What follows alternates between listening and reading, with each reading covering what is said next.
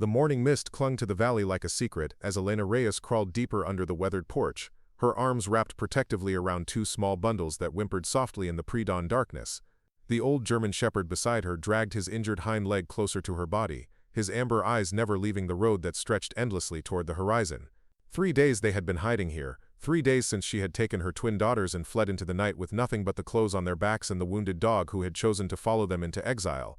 Before we jump back in, tell us where you're tuning in from, and if this story touches you, make sure you're subscribed because tomorrow I've saved something extra special for you. The ranch house above them had been abandoned for months, maybe years, its windows boarded and paint peeling like old skin, but the porch provided shelter and the well still held sweet water, and for now that was enough. Elena pressed her face against baby Sofia's dark hair, breathing in that precious scent that had kept her sane through the nightmare of the past week. Little Isabella stirred in her other arm, her tiny fist grasping at air as if reaching for something that would never hurt her. Max, the shepherd, lifted his graying muzzle and listened to sounds that Elena's human ears couldn't detect.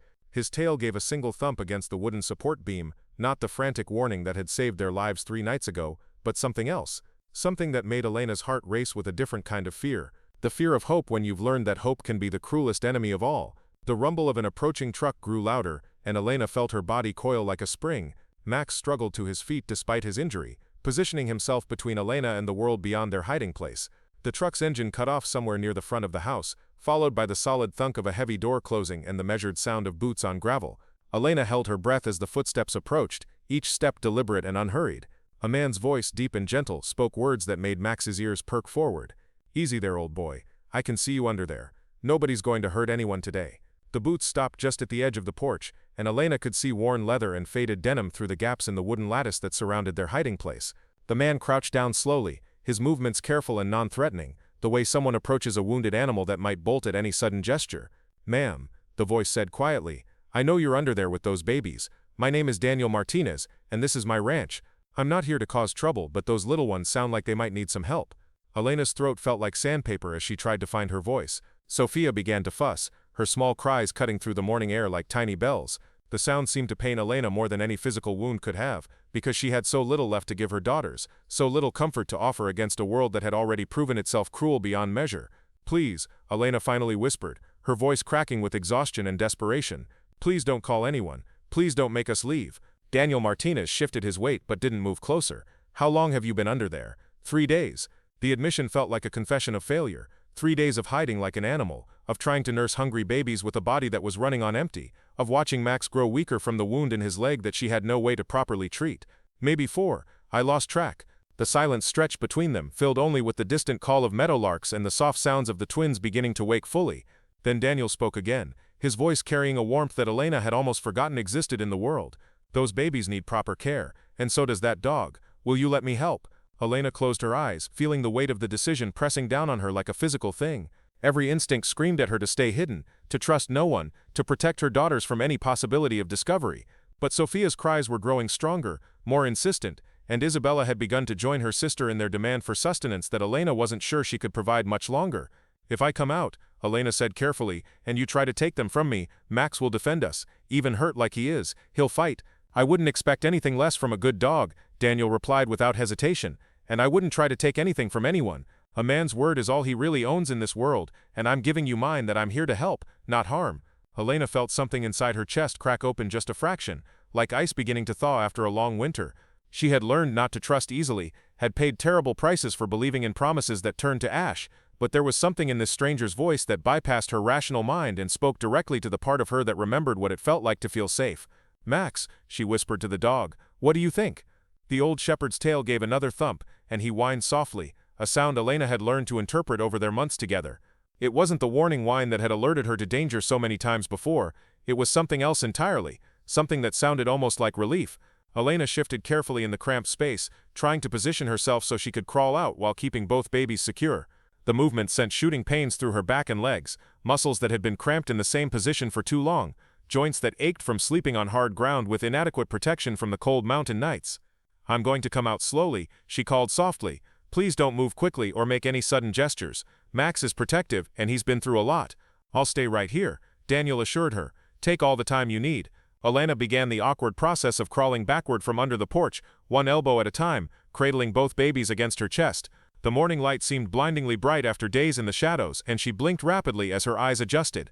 Max followed behind her, his injured leg dragging but his determination unwavering.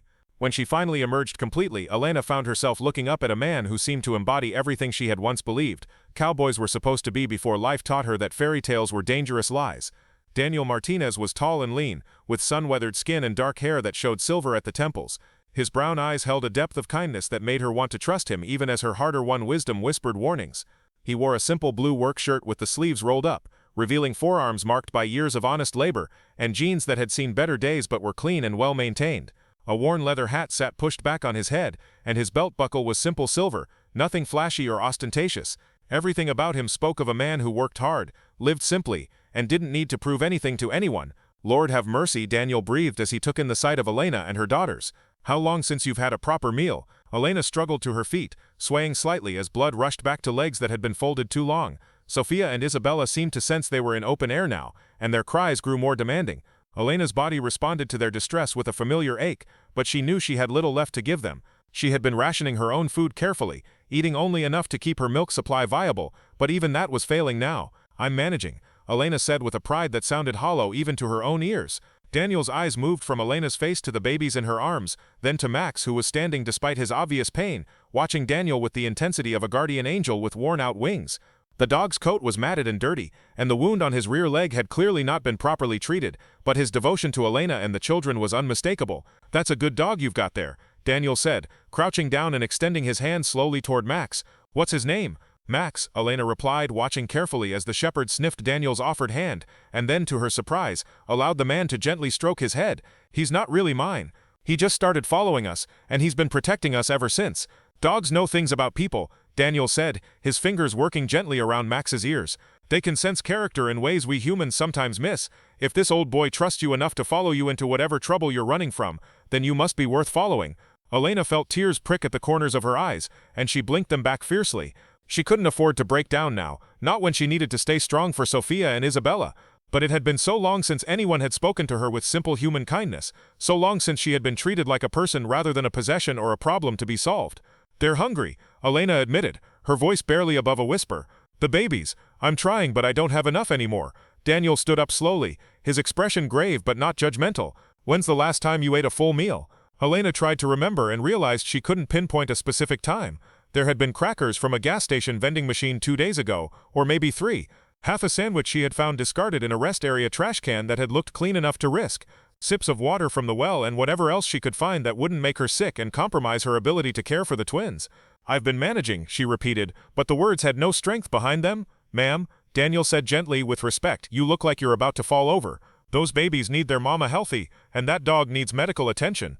Please let me help you. Sofia chose that moment to let out a wail that seemed to echo across the entire valley, quickly joined by Isabella's equally urgent cries.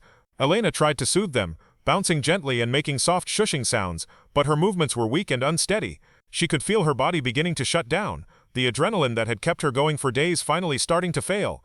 I don't have any money, Elena said, the words coming out in a rush. I can't pay you for anything. I don't have anything to offer. Did I ask for payment?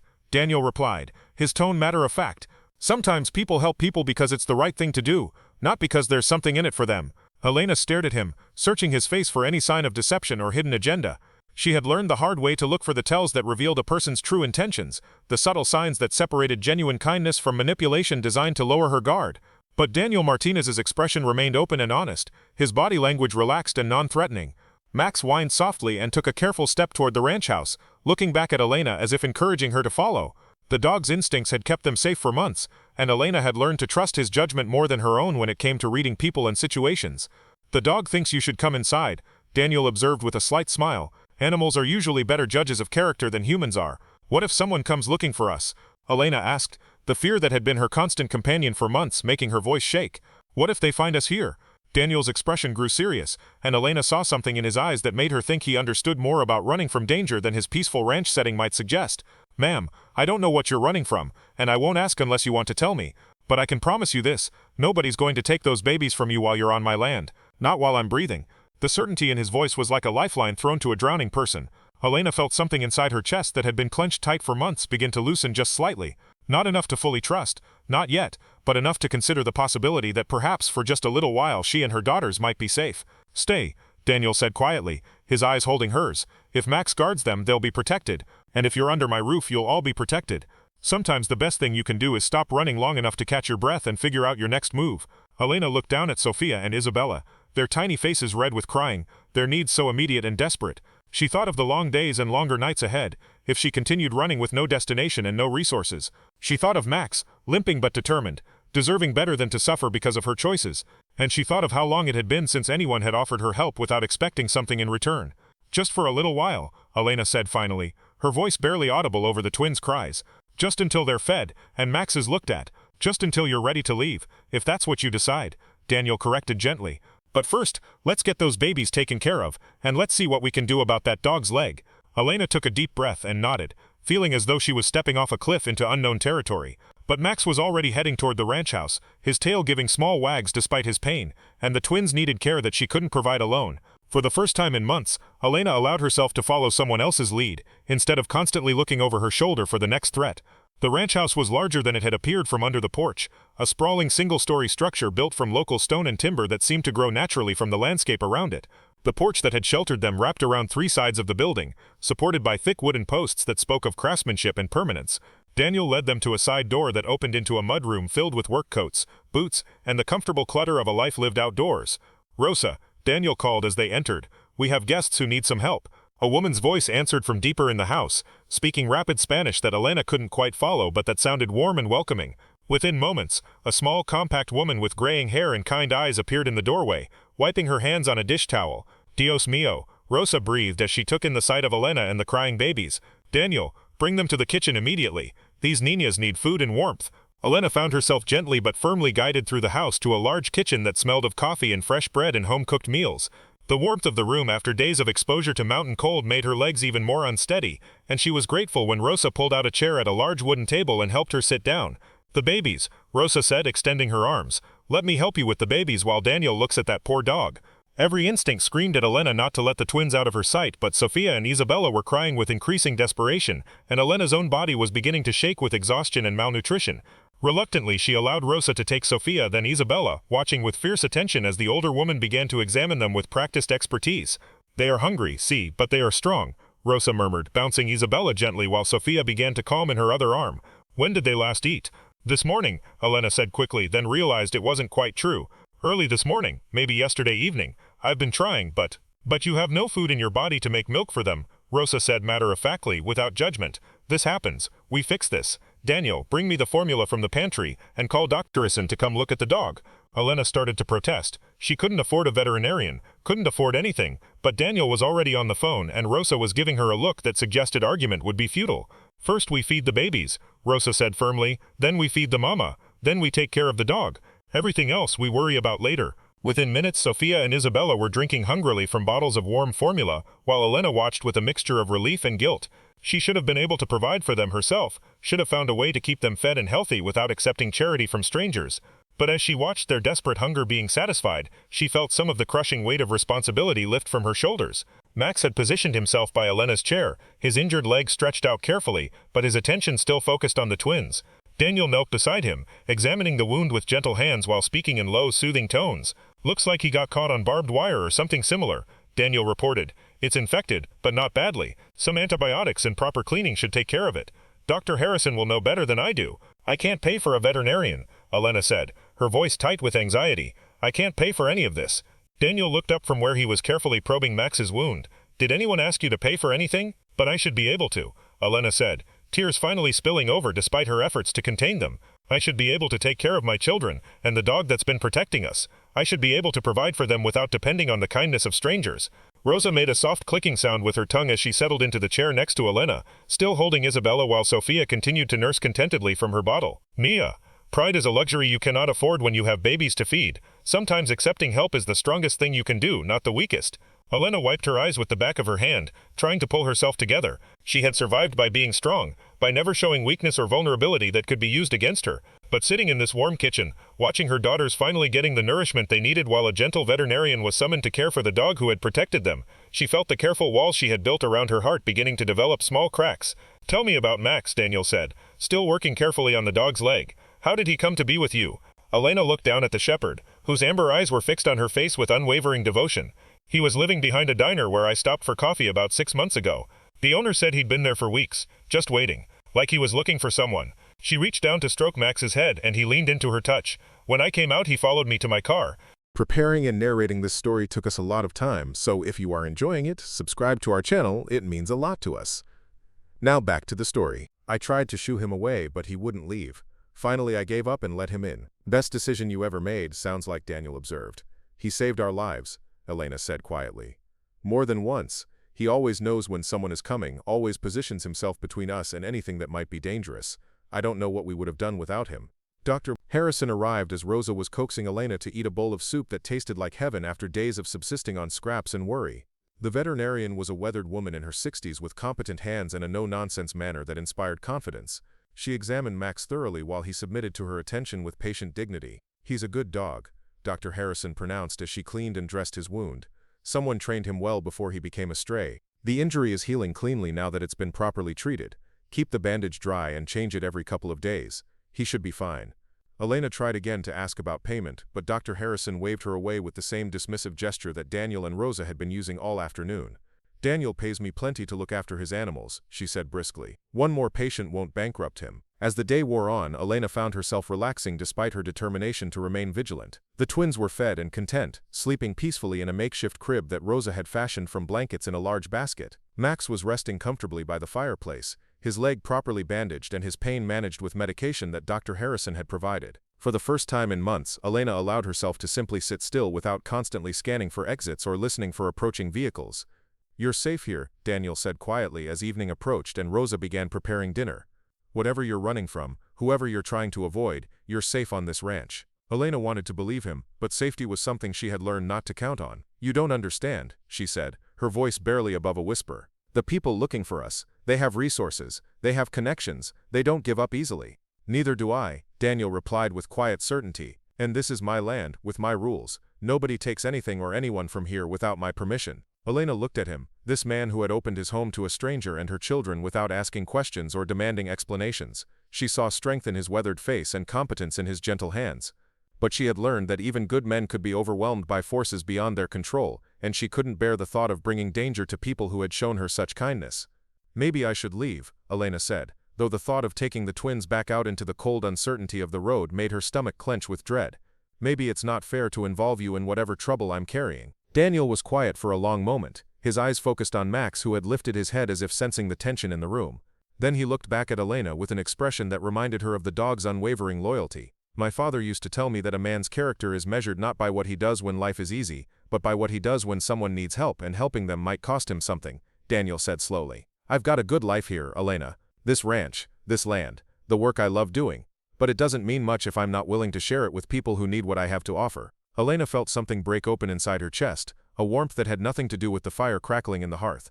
It had been so long since someone had spoken her name with kindness, so long since she had been treated as a person worthy of respect and care rather than a problem to be managed or eliminated.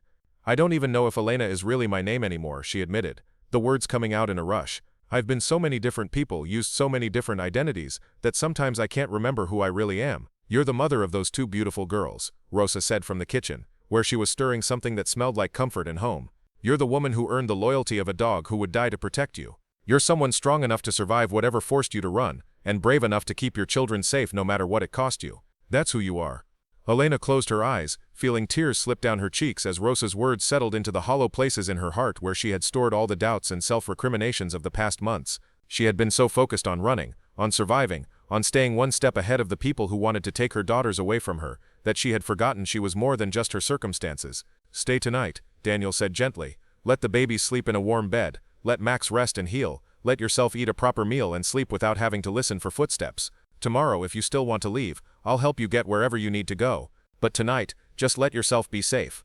Elena opened her eyes and looked around the kitchen that had become a refuge. Sofia and Isabella slept peacefully in their improvised crib, their faces relaxed and content in a way they hadn't been since they were born. Max dozed by the fire, his injured legs stretched out comfortably, his breathing deep and even. Rosa hummed softly as she cooked, her movements economical and sure, creating sustenance and comfort with equal skill. For the first time and longer than she could remember, Elena allowed herself to imagine what it might feel like to stop running, to build a life instead of just surviving one day at a time. The thought was terrifying and wonderful in equal measure, like standing at the edge of a cliff and realizing that maybe, just maybe, you had grown wings while you weren't paying attention. Just for tonight, Elena said finally, her voice steady despite the tears that continued to fall. If Max thinks it's safe, then maybe it is. Daniel smiled, the expression transforming his weathered face into something warm and reassuring. Max is a smart dog. And tomorrow is another day, with new possibilities we can't even imagine yet. As night settled over the ranch, and Rosa served a dinner that tasted like everything Elena had been hungry for without knowing it, Elena felt the tight knot of fear in her chest begin to loosen just a little. She was still afraid, still uncertain about what the morning would bring, still carrying the weight of secrets that could destroy the peace of this place if the wrong people came looking.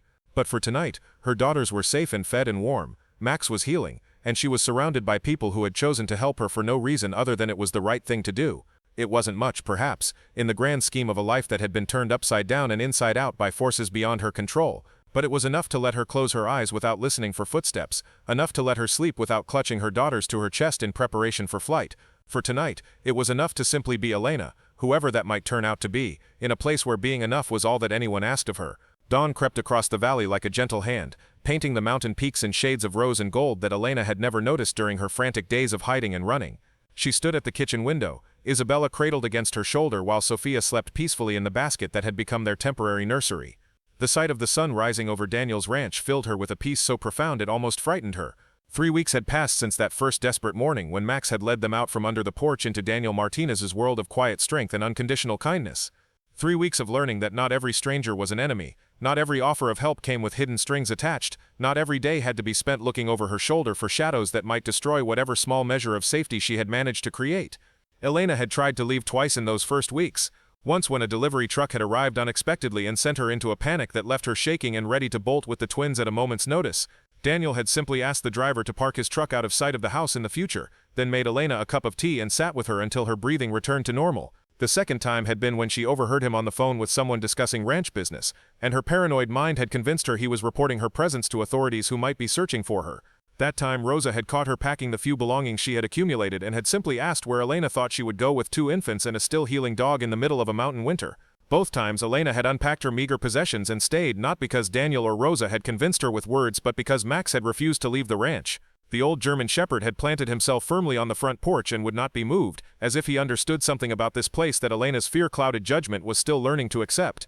Now as she watched Daniel emerge from the barn with his easy, unhurried stride, Elena felt something she had thought lost forever stirring to life in her chest. Not just gratitude, though she felt that in abundance, but something deeper and more dangerous. Something that whispered of possibilities she had trained herself not to imagine, of futures that extended beyond mere survival. Daniel waved when he saw her silhouette in the window, and Elena found herself waving back before she could stop herself. The simple gesture felt like a small act of rebellion against the voice in her head that still insisted she should trust no one, depend on no one, allow herself to care for no one beyond her daughters and the dog who had appointed himself their guardian. "He is a good man," Rosa said softly, appearing beside Elena with 2 steaming cups of coffee. "Daniel, he has been alone too long, I think. This ranch, it needs the sound of children's laughter." Elena accepted the coffee gratefully, breathing in the rich aroma that had become one of the small pleasures she allowed herself in this temporary sanctuary. "I'm not looking for anything permanent, Rosa. I can't be. The people I'm running from, they don't give up. Eventually they'll find us, and when they do, I don't want Daniel or you to be caught in the crossfire." Rosa made a dismissive sound that Elena had learned meant the older woman thought she was being foolish. "Misha, running is not living. These beautiful niñas, they deserve more than a life spent looking backward over their shoulders. And you deserve more than a life spent afraid."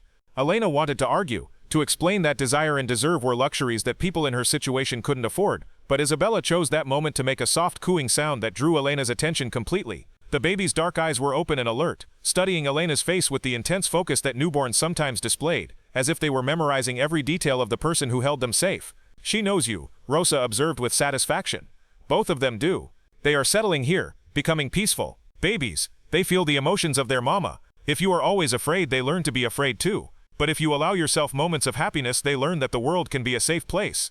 Elena felt tears prick at the corners of her eyes as she looked down at Isabella's trusting face. Had she been passing her own terror onto her daughters, teaching them through her constant vigilance that danger lurked around every corner? The thought was almost unbearable, the possibility that her efforts to protect them might actually be harming them in ways she hadn't considered. A gentle knock at the back door interrupted her troubled thoughts. Daniel stepped inside, bringing with him the scent of hay and morning air and honest work. His dark hair was slightly tousled from removing his hat, and there was a streak of dirt on his cheek that Elena found herself wanting to wipe away with her thumb. "Morning, ladies," Daniel said, his warm voice wrapping around Elena like a protective embrace. "Rosa, Miguel's mother called to say he's got a stomach bug and won't be able to help with the fence repairs today. Think I could borrow Elena for a few hours if she's willing?" Elena felt her heart skip a beat at the suggestion. In the 3 weeks she had been at the ranch, she had mostly stayed close to the house, helping Rosa with cooking and cleaning while keeping the twins nearby. The idea of working alongside Daniel, of being useful in a way that went beyond simply accepting his charity, appealed to her more than she wanted to admit. "I don't know anything about ranch work," Elena said hesitantly. "I might be more hindrance than help." Daniel's smile was warm and encouraging. "Best way to learn is by doing. Besides, it's not complicated work, just time-consuming. Mostly I need someone to hold posts steady while I secure them. Think you can handle that?" Elena looked down at Isabella, who was beginning to show signs of hunger, then at Sofia, who was stirring in her basket. "What about the babies?" "I will watch them," Rosa said firmly. "They are fed and content, and they nap most of the morning anyway. Go, Mija. Feel the sun on your face and remember what it is like to work with your hands for something other than mere survival." The morning air was crisp and clean, filled with the scent of pine and sage and the promise of spring that lingered just beneath winter's final grip on the mountain valley. Elena walked beside Daniel toward the pasture where several fence posts needed to be replaced, Max limping along behind them with his characteristic determination to be wherever Elena was.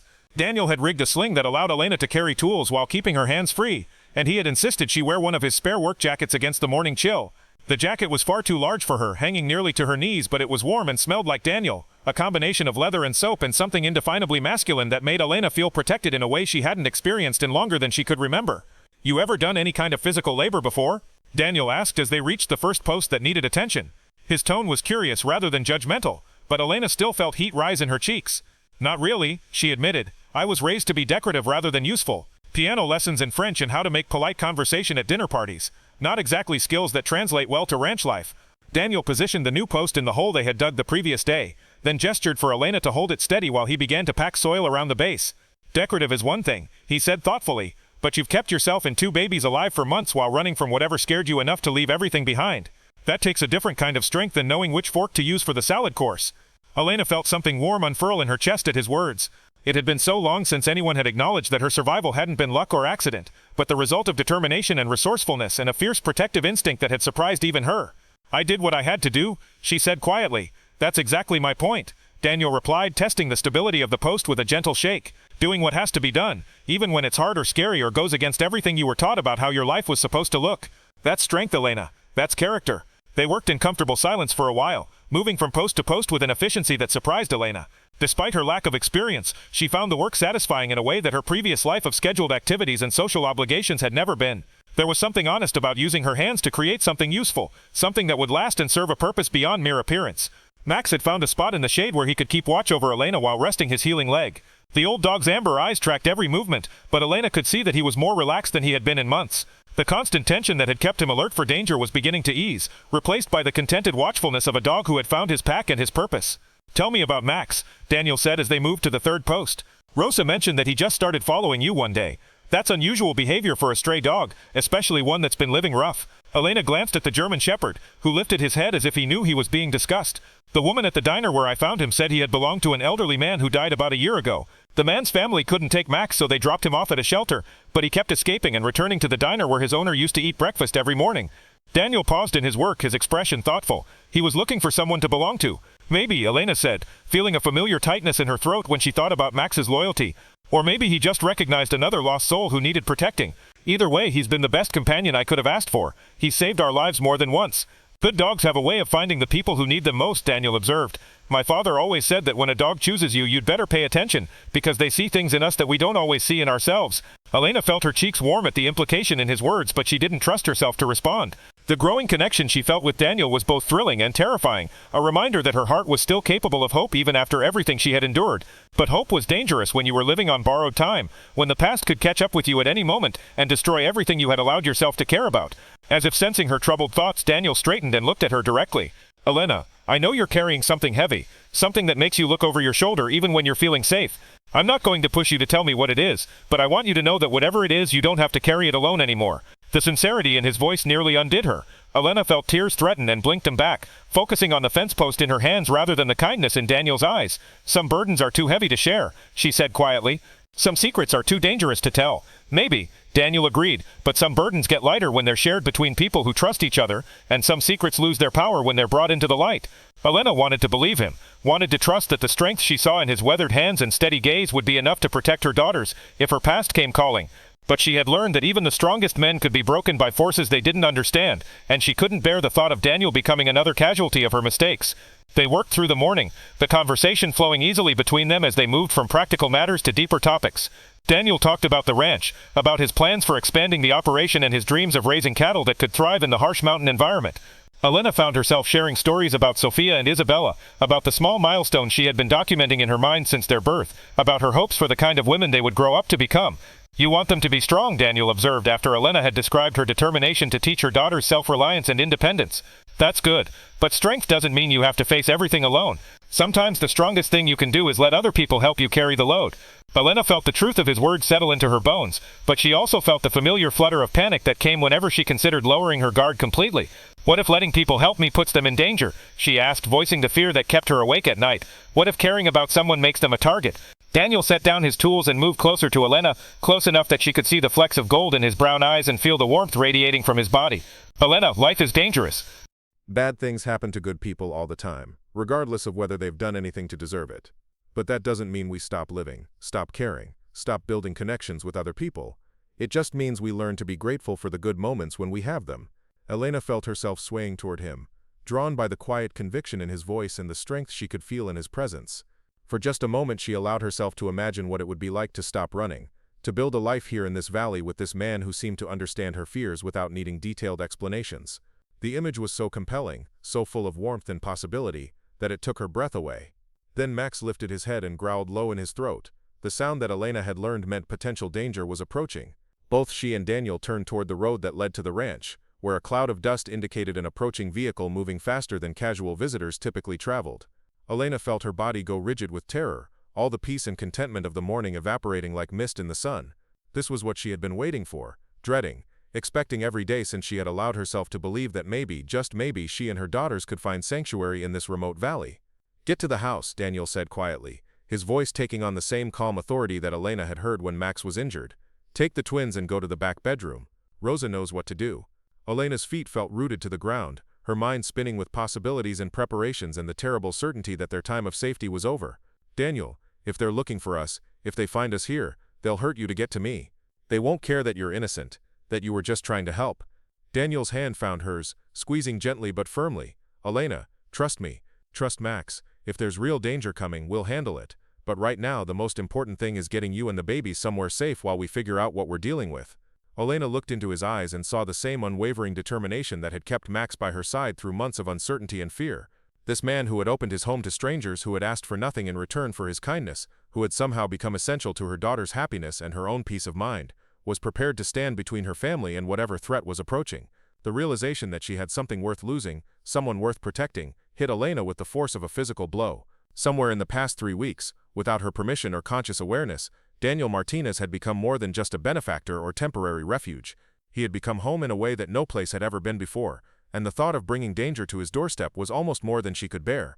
But Max was on his feet now, limping toward the house with the determined gait that meant he was preparing to defend his pack, and Elena knew that whatever was coming, they would face it together. For better or worse, her fate and Daniel's were now intertwined, and she could only pray that her past wouldn't destroy the future she had just begun to imagine was possible. The vehicle was closer now. Close enough that Elena could see it was a black SUV with tinted windows, the kind of car that whispered of money and power and people who were accustomed to getting what they wanted regardless of who stood in their way.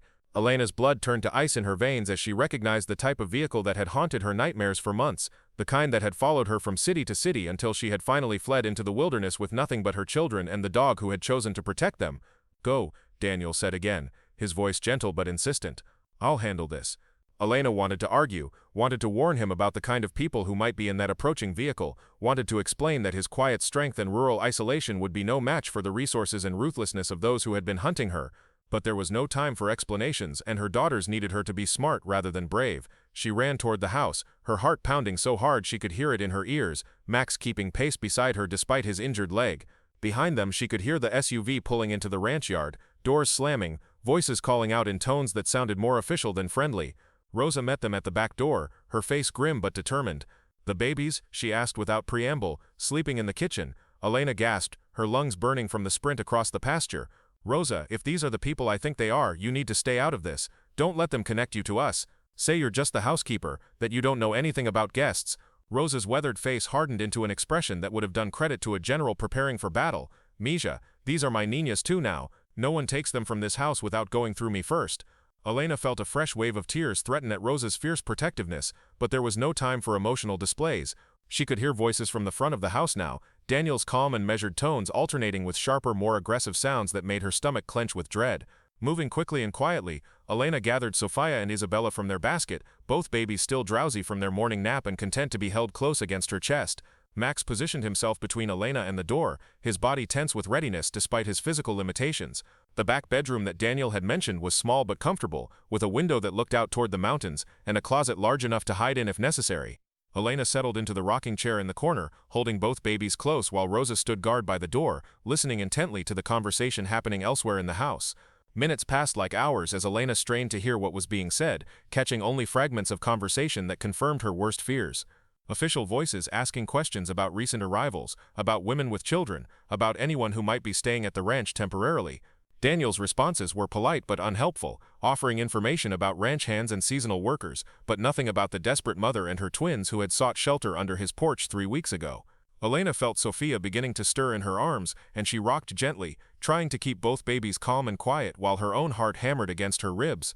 If her daughters cried now, if they made their presence known to the people searching for them, everything Daniel and Rosa had done to protect them would be meaningless. The voices were moving through the house now, coming closer to the back bedrooms.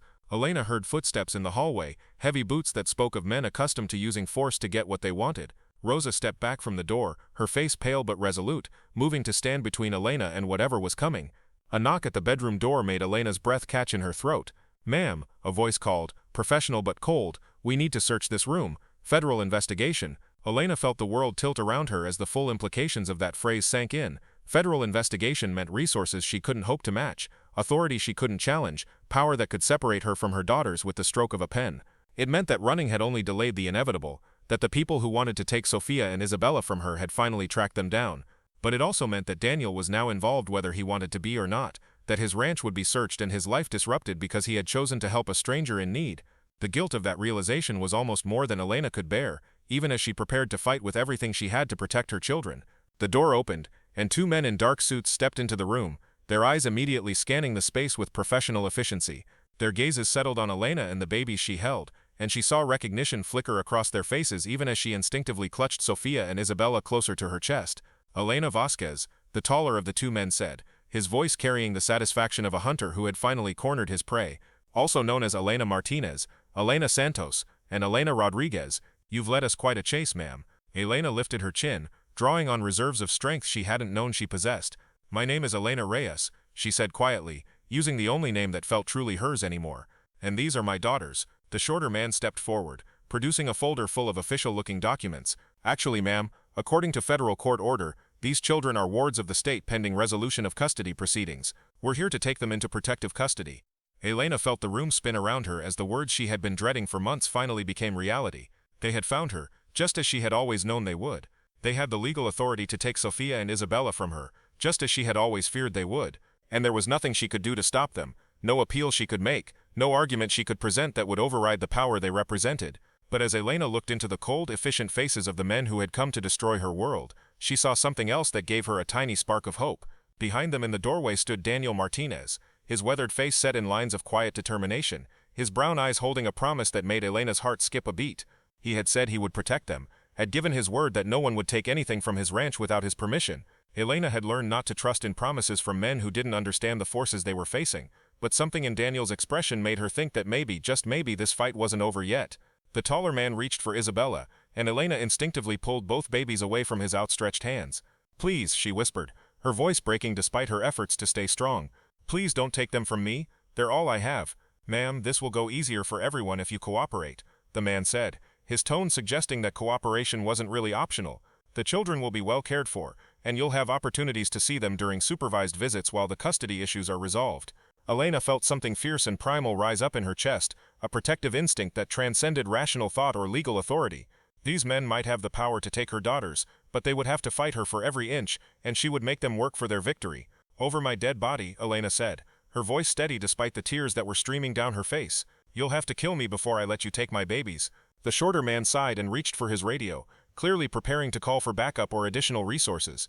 But before he could speak, Daniel's voice cut through the tension in the room like a blade. "Gentlemen," Daniel said, his tone conversational but carrying an undertone of steel that made both men turn to look at him. "I think there might be some confusion here about jurisdiction and proper procedure.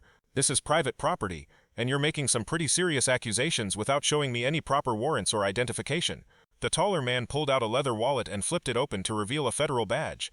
"Agent Morrison, FBI.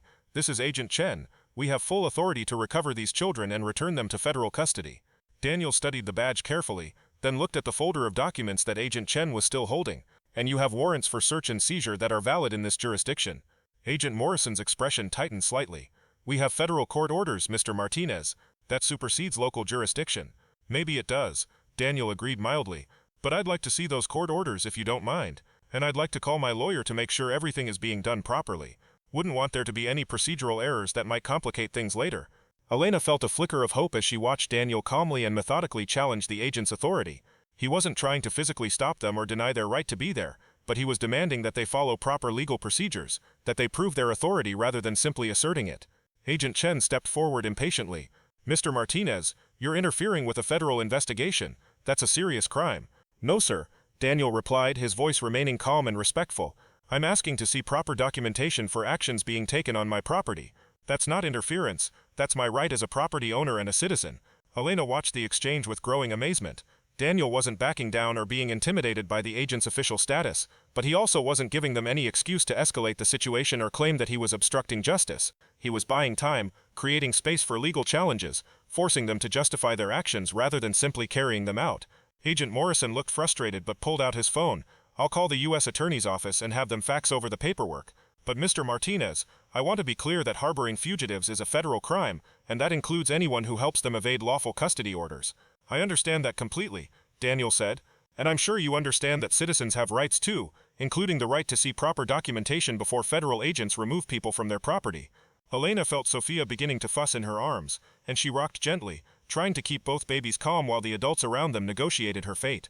Max had moved closer to her chair, positioning himself where he could watch both the agents and the door, ready to act if the situation escalated beyond words. Rosa, who had been silent throughout the exchange, suddenly spoke up in rapid Spanish, her voice carrying the authority of a woman who had raised 6 children and buried a husband and knew something about standing up to bullies regardless of what badges they carried. Agent Chen, who apparently spoke Spanish, looked startled by whatever Rosa had said. "Ma'am, that's not how federal law works." "Maybe not," Rosa replied, switching to English, "but it is how decent people work. You want to take babies from their mama, you better have very good reasons, and very proper papers." Elena felt tears streaming down her face as she realized that these people, these strangers who had opened their home to her without asking questions, were now putting themselves at risk to protect her and her daughters. Daniel was challenging federal agents, Rosa was standing up to armed men with official authority, and Max was prepared to fight despite his injuries, all because they had decided that Elena and her babies were worth defending. The next hour passed in a blur of phone calls and faxed documents and legal consultations that Elena couldn't follow but that seemed to be creating complications for the agents who had arrived so confident in their authority. Daniel's lawyer reached by phone, raised questions about jurisdiction and proper notification and procedural requirements that seemed to require additional documentation and approval from supervisors in Washington, D.C. Agent Morrison grew increasingly frustrated as each phone call seemed to create new delays and requirements. "Mr. Martinez, you're making this much more complicated than it needs to be. We're going to get those children eventually, and all you're doing is prolonging the inevitable." "Maybe so," Daniel agreed, "but I'm also making sure that when you do take them, you do it legally and properly, with all the correct paperwork and procedures. Seems to me that's important for everyone involved, including Elena and the babies." Elena felt something break open in her chest, as she listened to Daniel calmly and steadily defending her rights and her daughter's welfare. No one had ever fought for her before, had ever stood between her and people who wanted to use their power to control her life. The experience was overwhelming, terrifying, and wonderful all at the same time. As afternoon faded toward evening, it became clear that the agents weren't going to be able to simply take Sofia and Isabella and leave. Too many legal questions had been raised, too many procedural requirements had been invoked, too many phone calls to supervisors and lawyers had resulted in instructions to wait for additional documentation and approval. "We'll be back tomorrow," Agent Morrison finally said, his voice tight with frustration. "With everything properly documented, and all the paperwork in order, Mr. Martinez, I strongly advise you not to help these fugitives leave your property. That would constitute harboring and aiding, which are serious federal crimes. I understand, Daniel replied, and I appreciate you taking the time to make sure everything is done properly. That's all any of us really want. After the agents left, Elena sat in the rocking chair holding her daughters and shaking with reaction. The immediate crisis had passed, but she knew it was only a temporary reprieve. Tomorrow the agents would return with unassailable legal authority, and there would be no more delays or procedural challenges to protect her babies. Daniel knelt beside her chair, his eyes full of concern and determination. Elena, we need to talk. We need to understand exactly what we're dealing with and what options we have. Elena nodded, knowing that the time for secrets and evasions had passed. If Daniel was going to continue risking everything to help her, he deserved to know the truth about what he was fighting against. Even if that truth might make him realize that some battles couldn't be won, no matter how strong or determined the people fighting them were. I'll tell you everything, Elena said quietly, her voice steady despite the tears that continued to fall. All of it, even the parts that might make you wish you'd never let us stay. Daniel's hand covered hers where it rested on Isabella's back. Elena, there's nothing you could tell me that would make me regret helping you and these babies. Nothing. Whatever brought you here, whatever you're running from, we'll face it together. Elena looked into his eyes and saw the same unwavering loyalty that Max had shown her from the first day they met. The same fierce protectiveness that Rosa had displayed when the agents tried to intimidate her. The same commitment to doing what was right regardless of the personal cost that had made Daniel challenge federal agents on behalf of strangers who had sought shelter on his land. For the first time since she had fled into the night with her newborn daughters, Elena allowed herself to believe that maybe she wasn't alone anymore. Maybe the fight to protect Sofia and Isabella didn't have to be hers to wage single-handedly. Maybe there were people in the world who would stand with her against forces that seemed impossible to overcome. It was a dangerous hope, the kind that could lead to devastating disappointment if it proved to be misplaced. But as Elena felt Daniel's steady strength and Rosa's fierce determination and Max's unwavering loyalty surrounding her like a protective shield, she decided that maybe some hopes were worth the risk of believing in them. Tomorrow would bring new challenges, new threats, new battles that would test everything they had built together in these precious weeks of safety and peace. But tonight Elena wasn't facing those challenges alone. Tonight she had people who cared about her and her daughters enough to risk everything to protect them. And for now that was enough to make her believe that maybe, just maybe, some stories could have happy endings after all.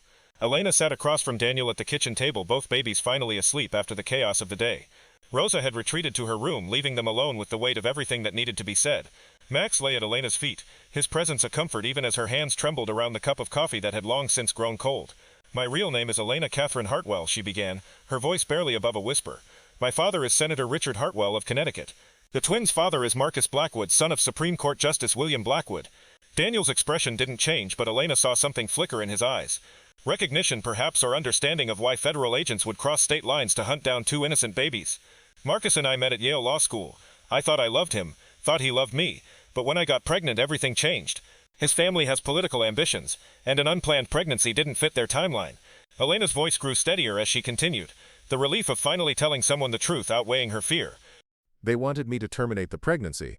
When I refused, they offered money for me to disappear quietly. But you didn't disappear, Daniel observed. I tried to make it work. Marcus promised we'd marry after law school, that his family would accept the babies once they were born. I was naive enough to believe him. Elena looked down at Sofia's sleeping face.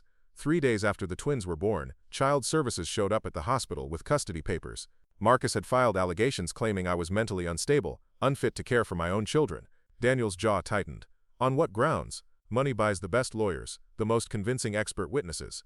They painted me as a delusional woman who had stalked Marcus, gotten pregnant to trap him, and now posed a danger to the children I claimed were his. Elena felt the familiar burn of injustice in her chest. The DNA tests proved paternity, but by then they had a new story. I was a gold digger who would exploit the children for financial gain. So you ran. I had no choice. The judge was a family friend of the Blackwoods. My own father refused to help, said I'd brought shame on our family name. The foster family they'd chosen was connected to Marcus's campaign manager. Elena's voice broke slightly. I couldn't let my daughters become pawns in someone else's political game. Daniel reached across the table and covered her hand with his. The agents who came today, they mentioned multiple names, false identities, forged documents. I've been running for 8 months, changing names and locations whenever I thought they were getting close. Elena met his eyes. That's why I can't stay, Daniel. Why I should have left weeks ago. People like the Blackwoods don't give up. They have resources, connections, unlimited funds. They'll destroy anyone who gets in their way, including me. Elena nodded miserably. They'll investigate you, audit your taxes, find violations that don't exist, make your life hell until you give up or they find another angle to attack. I won't let that happen to you or Rosa. Daniel was quiet for a long moment, his thumb tracing gentle circles on the back of Elena's hand. When he finally spoke, his voice was calm and determined. Elena, what if there was another way? What if instead of running forever, we fought back? I have no money, no legal standing, no credibility against their word, but you have something they don't expect. Daniel's eyes held intensity that made Elena's heart skip. You have the truth, and you have people willing to stand with you. Elena felt tears spring to her eyes. Daniel, you don't understand what you're up against. These people have connections at the highest levels of government. They can make evidence disappear, witnesses change their testimony, judges rule in their favor regardless of the facts. Maybe in Connecticut, but this is Colorado, and federal agents or not, they still have to follow the law here. Daniel squeezed her hand. My lawyer thinks there are serious procedural violations in their custody order. Jurisdictional issues, notification requirements they didn't meet, due process violations. They'll fix whatever legal problems they have and come back stronger. Then we make sure the truth gets out before they can silence it. Daniel's voice carried a conviction that made Elena want to believe. Social media, news outlets, public pressure. Hard to make someone disappear when the whole world is watching. Elena wanted to hope, but months of running had taught her that hope was dangerous, and if we fail, if they take Sofia and Isabella anyway, then we'll have fought for them with everything we had. Daniel brought her hand to his lips, pressing a gentle kiss to her knuckles. Elena, I can't promise we'll win, but I can promise you won't face this alone anymore. The next morning brought reporters. Someone had tipped off the media about federal agents visiting a remote Colorado ranch, and by dawn there were news vans parked along the county road. Daniel's lawyer had worked through the night, filing emergency motions and appeals that would delay any custody transfer pending a full hearing.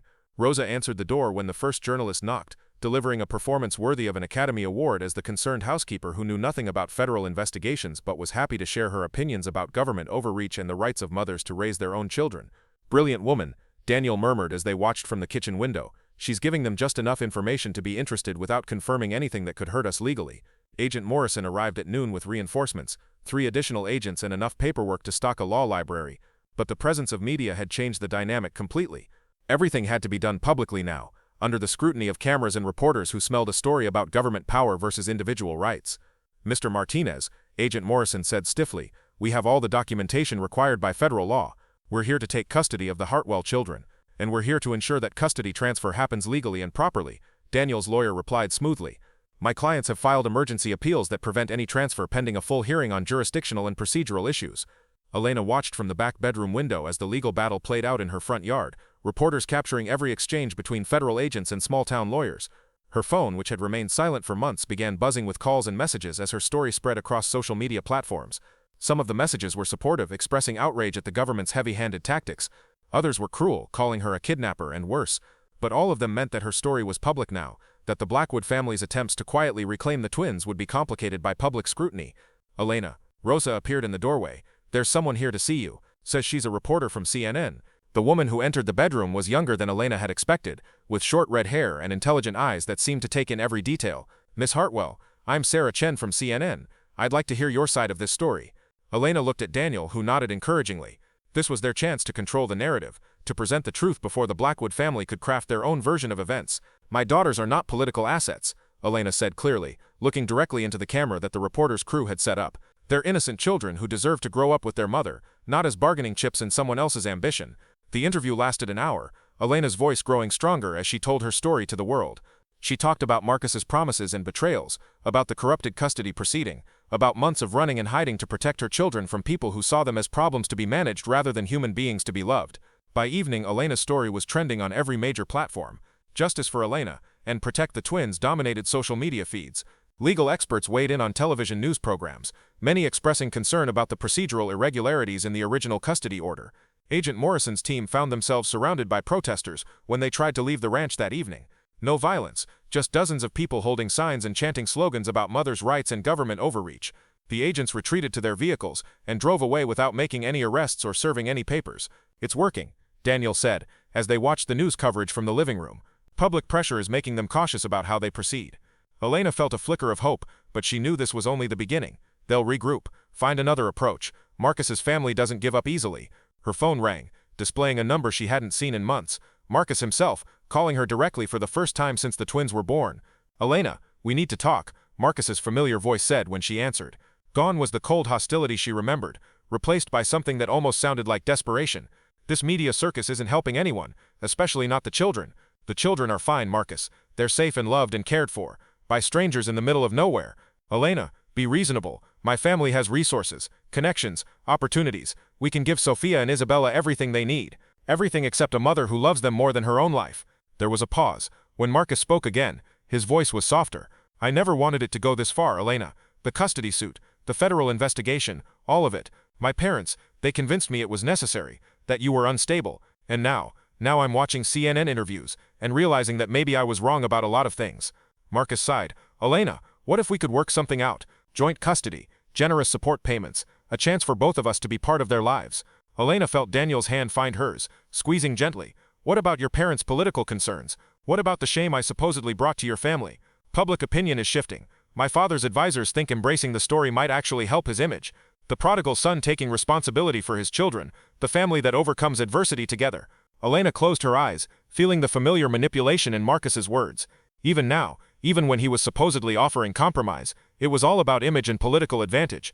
Marcus, I need time to think. This isn't a decision I can make in a phone call. Of course. But Elena, the federal agents, the custody orders, all of that can go away.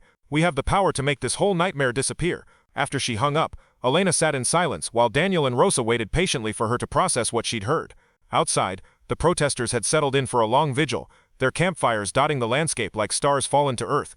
He's offering everything I thought I wanted 8 months ago, Elena said finally. Joint custody, financial security, a chance to raise my daughters without constantly looking over my shoulder. But, Daniel prompted gently, but it would mean giving up the life I've built here. It would mean trusting people who have already betrayed me once. Elena looked at Daniel, her heart breaking at the thought of leaving him. It would mean saying goodbye to the only place that's ever felt like home. Daniel's expression was carefully neutral.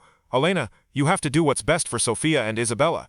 If Marcus is offering a legitimate compromise, if his family is willing to back down from their legal campaign, maybe you should consider it. Elena felt tears start to fall. You want me to go? I want you to be safe. I want your daughters to grow up without having to run and hide. Daniel's voice was steady, but Elena could see the pain in his eyes. If that means accepting Marcus's offer, then that's what you should do. Elena stood up abruptly, unable to sit still while her world tilted around her. What if I don't want to be safe? If it means giving up everything that matters to me? What if I'd rather fight and lose than surrender and spend the rest of my life wondering what might have been? Daniel rose and crossed to her, his hands gentle on her shoulders. Elena, what are you saying? I'm saying that these last few weeks with you have shown me what love actually looks like. Not the selfish, possessive thing Marcus offered, but something real and honest and worth fighting for. Elena's voice grew stronger with each word. I'm saying that I'd rather face an uncertain future with someone who truly cares about me than accept a comfortable prison with someone who sees me as a political asset. Daniel's eyes searched her face. Even if it means continuing to fight the federal government, even if it means more legal battles and media attention and never knowing if you're truly safe, especially then. Elena reached up and cupped his face in her hands. Daniel, you asked me to stay once when I was hiding under your porch with nothing but fear and desperation. I'm asking you now, will you help me stay? Will you help me build a life here that's worth defending? Daniel's answer came in the form of a kiss that tasted like promise and possibility and the kind of love that Elena had stopped believing existed. When they broke apart, his forehead rested against hers, and his voice was rough with emotion. Elena Catherine Hartwell, I will fight beside you for as long as it takes, against federal agents, Supreme Court justices, or anyone else who tries to separate you from your children or from the life you choose to build. The legal battle took 6 months to resolve. Marcus's family, faced with sustained public pressure and increasingly negative media coverage, eventually agreed to a settlement that gave Elena full custody while establishing a trust fund for the twins' education and future needs. The federal agents retreated. Their investigation quietly closed without charges being filed. Elena never changed her name back to Hartwell. She became Elena Martinez, in a simple ceremony at the county courthouse, with Rosa crying happy tears, and Max wearing a bow tie that made him look distinguished despite his graying muzzle. Sofia and Isabella served as flower girls, crawling down the aisle and stealing the hearts of everyone present. The ranch prospered under Elena's management skills, her legal background proving invaluable in navigating regulations and contracts. She established a non-profit organization that provided temporary shelter and legal assistance to other women fleeing dangerous situations, turning her own experience into a resource for others facing similar challenges. On quiet evenings, when the twins were asleep and the day's work was done, Elena would sit on the porch with Daniel and Max, watching the sunset over the mountains that had become her refuge and her home. The wedding dress she had never worn was packed away in the attic, replaced by work clothes and muddy boots and the comfortable casualness of a life lived according to her own choices. Any regrets? Daniel would sometimes ask, and Elena's answer was always the same, only that it took me so long to find my way here. The ranch that had once been Daniel's solitary domain became a place of laughter and chaos, and the kind of love that grows stronger with each challenge it survives. Sofia and Isabella grew up bilingual, learning Spanish from Rosa and ranch skills from their stepfather, secure in the knowledge that they were wanted and cherished and free to become whoever they chose to be. Max lived to be 15, spending his final years as the beloved patriarch of a family he had helped create through his unwavering loyalty and protective instincts. His successor, a young German shepherd named Liberty, carried on his tradition of watching over the Martinez family with fierce devotion. Years later, when reporters occasionally asked Elena if she ever wondered what her life might have been like if she had accepted Marcus's original offer, she would smile and gesture toward the ranch where her daughters were learning to ride horses and her husband was teaching them to fix fence posts, and Rosa was passing on family recipes in the kitchen where Elena had first learned what it meant to be truly safe. "I know exactly what that life would have been like," Elena would say, "and I'm grateful every day that I chose this one instead." Up next, you've got two more standout stories right on your screen. If this one hit the mark, you won't want to pass these up, just click and check them out.